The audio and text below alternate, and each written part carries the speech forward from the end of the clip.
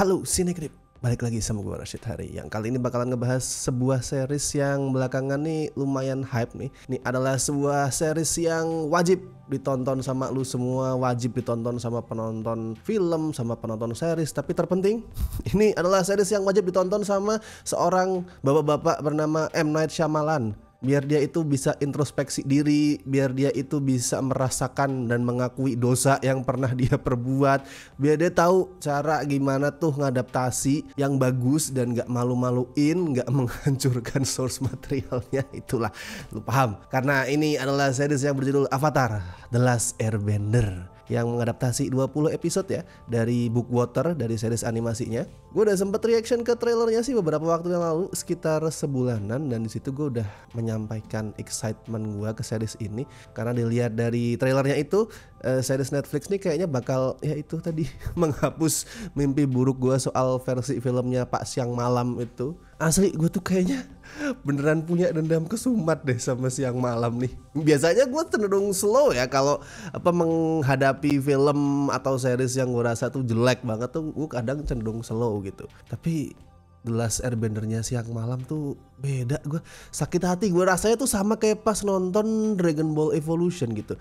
Mungkin kayak ngelihat sesuatu yang lu cintai banget terus dihancurkan sedemikian rupa sama seseorang yang mungkin gak ngefans, gak peduli sama materi aslinya. Dan sepanjang nonton series ini ya tiap ada momen yang keren tuh refleks nih, gue bukan niatin itu dalam hati gue refleks ngomong, Shyamalan, lihat tuh harusnya gini anjir.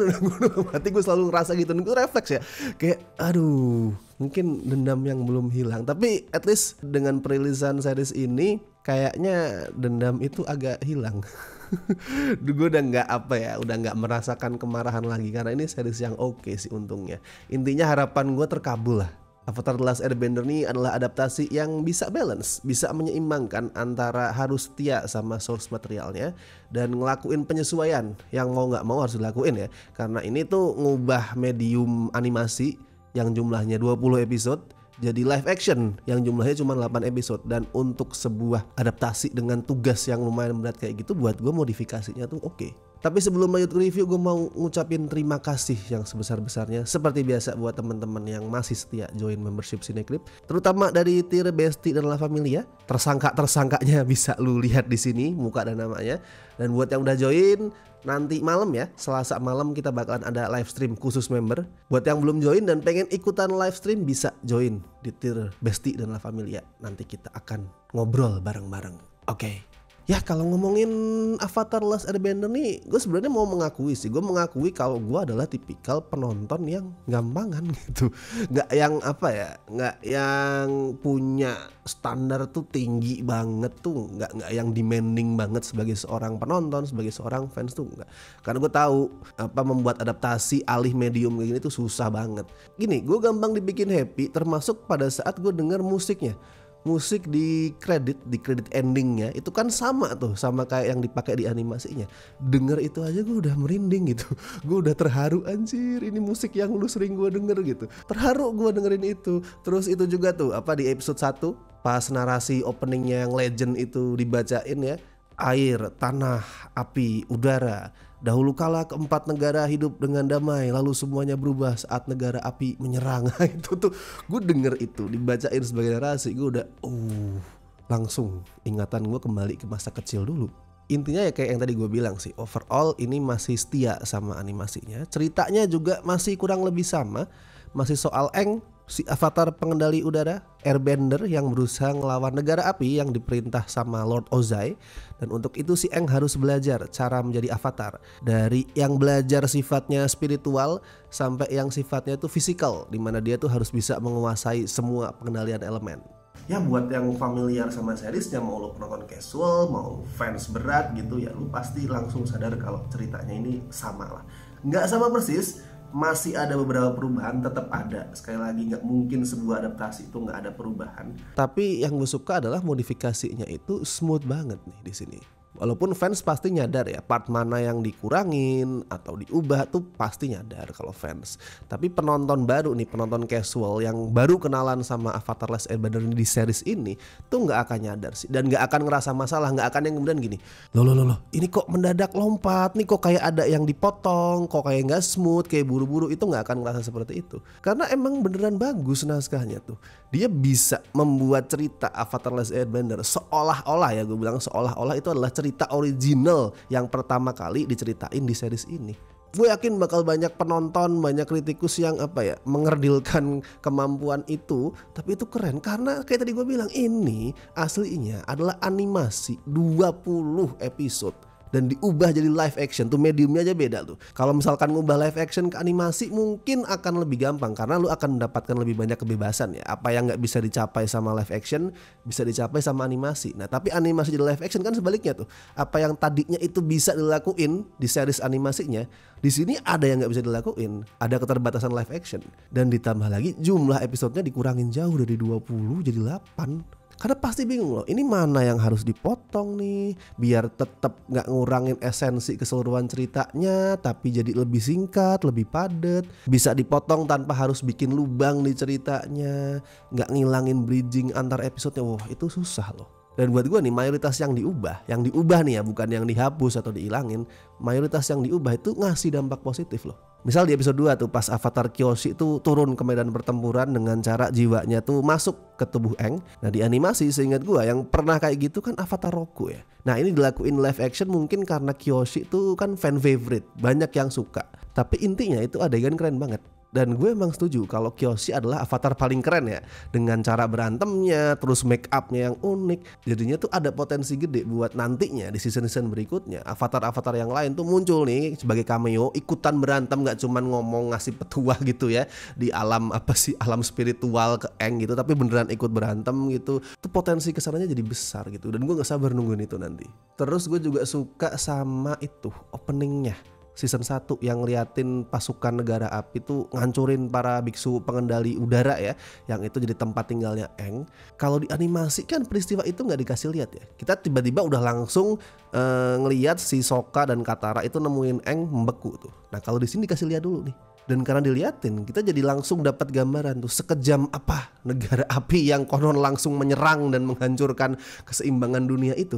Kalau di animasi ini gue akuin nih, Aang tuh ditemuin, gue masih mikir seperti apa sih negara api, emang iya sekejam itu mereka. Nah di sini gue nggak ada lagi mikir kayak gitu, langsung dikasih lihat tuh mereka beneran kejam. Biksu yang cinta damai dibantai, dibakar gitu. Itu langsung jadinya status negara api sebagai antagonis dengan opening tadi langsung jelas. Oke, mereka adalah antagonis, villain yang brutal, yang kejam. Dan emang sih karena formatnya live action, otomatis kan jadi lebih brutal ya. Kalau animasi ya kerasanya nggak sebrutal-brutal amat sih. Apalagi kan tuh animasi Nickelodeon ya. Walaupun Avatar tuh hitungannya lumayan dewasa untuk sebuah animasi Nickelodeon, but still targetnya tetap anak-anak. Nah kalau yang di sini lebih brutal sih. Lu banyak banget bakal ngelihat orang itu dibakar hidup-hidup anjir. Dan itu brutal. Ya itu mungkin yang bikin banyak kritikus bilang ini tone-nya inkonsisten ya. Karena kadang tuh konyol, kadang itu silly, tapi kadang lu ngeliat negara api nyerang, lu brutal banget gitu. Tapi buat gue sih nggak masalah ya, nggak se-inkonsisten itu kok, nggak sejomplang itu gitu. Kecuali misalkan di satu adegan nih, lu baru ketawa-ketawa, di adegan berikutnya lu ngeliat kepala orang dipenggal gitu. Nah itu baru inkonsisten. Kalau masih kayak gini, buat gue aman sih. Kalau ada satu modifikasi yang gue nggak suka itu adalah pas di episode 5. Itu pas si Aang masuk ke spiritual world. Nah kalau di animasi itu kan ya udah Aang doang yang masuk. Nah kalau di sini dia masuk terus ngebawa si Katara dan Sokka gitu. Dan karena itu dua orang ikut ke bawah, kesannya tuh episode ini kayak dipanjang-panjangin dan repetitif juga. Oke, si Katara itu menyaksikan hal yang paling dia takuti di alam spiritual. Udah kelar, ganti Sokka ngelihat hal yang sama, terus ngelihat hal yang sama, diulang, repetitif jadinya. Jadi kesannya ini episode yang bukan filler sebenarnya kalau di animasi. Jadi kesannya kayak filler. Tapi overall kalau untuk storytellingnya positif lah, solid lah. Sebagai sebuah adaptasi, ini adaptasi yang bagus. Kalau untuk karakter sebenarnya ini nih keluhan gue nih. Keluhan gue paling besar adalah di karakter. Karakternya itu nggak yang beda banget kayak versinya si Siang Malam, itu nggak. ini jelas jauh lebih setia, jauh lebih sesuai gitu. Cuman tetap kerasa kalau mereka itu dibikin apa ya istilahnya, less playful lah. Mereka tetap bercanda, si Sokka, Aang, Katara tuh tetap saling apa sih bikin ketawa, saling nyindir. Cuman tingkatannya tuh jelas dikurangin dibandingin animasinya, dibikin agak lebih serius. Dan buat gue itu nggak perlu sih, karena dari kelucuan-kelucuan itulah chemistry antara karakternya tuh kebangun, dan akhirnya chemistry kita sama mereka juga muncul. Di saat itu dibikin less playful, jadi lebih serius, chemistry-nya nggak sekuat itu. Dan itu bukan masalah acting ya, actingnya gue tahu para aktornya tuh udah berusaha semampu mereka gitu. Ini masalah ya desain aja, desain basicnya emang dibikin live action ini lebih serius, dan mereka aktor-aktor tuh cuman ya ngikut arahan lah.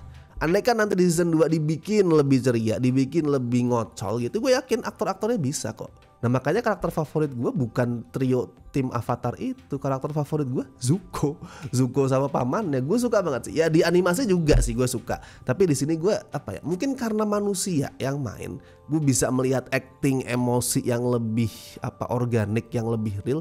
Gue jadi lebih kebawa emosi. Gue suka ngeliat gimana Zuko nggak bertransformasi sebenarnya di sini. Bukan dia itu berubah, ya ada lah dia berubah sebenarnya, berproses dari yang tadinya tuh masih denial kalau dia itu dibuang sama bapaknya sampai akhirnya berusaha menerima realita. Tapi mostly kan bukan dia yang berubah, tapi kita sebagai penonton yang akhirnya tuh lebih tahu Zuko ini sebenarnya kayak gini kok, dia nggak sejahat itu kok. Ya sama kayak anak-anak buah dia. Awalnya kan pada benci ya sama Zuko kan, ini kejam banget.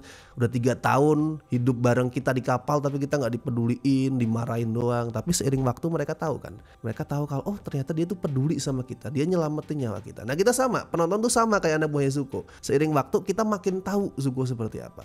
Walaupun sekali lagi secara penokohan tuh nggak se-fun versi animasinya ya. Kayak pamannya si Zuko jelas di sini emang dia masih sering bercanda, masih sering apa random beli apa di pasar gitu, beli makan gitu. Tapi nggak se-ngocol, nggak selucu animasinya. Kalau actionnya ini loh, ini yang paling apa sih bikin versinya siang malam tuh hilang, lenyap dari permukaan adalah actionnya.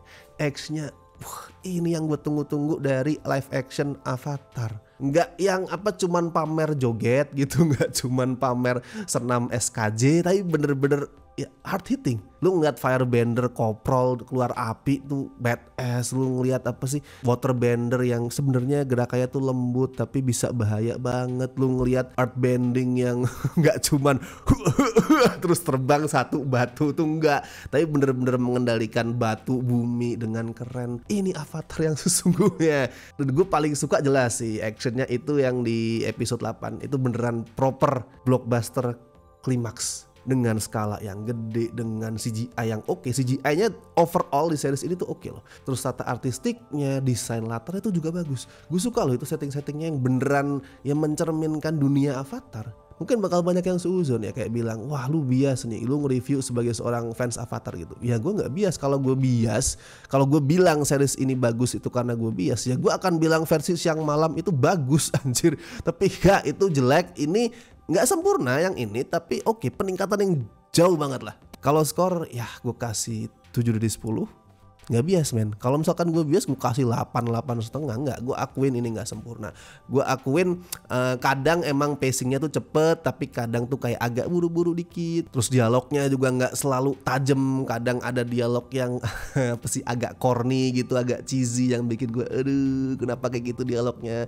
Tapi overall fine. Kalau misalkan lu masih ragu buat nonton ini karena lu masih mungkin skeptis sama adaptasi live action, tontonlah. Ya ini ngebuktiin kalau apa Netflix tuh kayak, gue nggak tahu apa yang terjadi di belakang layarnya Netflix ya. Tapi apa company yang tadinya nih sering menghancurkan source material animasi yang bagus, mendadak sekarang jadi bagus gitu. One Piece, Yu Yu Hakusho, terus sekarang Avatar gitu. Kayak ini 3 kali beruntun mereka tuh bagus loh. Padahal baru tahun kemarin tuh mereka ngancurin Cowboy Bebop. Ini mendadak bagus, gue nggak tahu apa yang terjadi. Evaluasi macam apa yang terjadi di Netflix, tapi good job, lanjutkan. Oke, kalau misalkan lu punya review lu sendiri soal Avatar Last Airbender, silahkan tuliskan di kolom komentar. Boleh beda sama gua, boleh lu jelek-jelekin series ini, asal tidak misu-misu ya. Tapi silahkan, intinya bisa lu bagiin review lu di kolom komentar.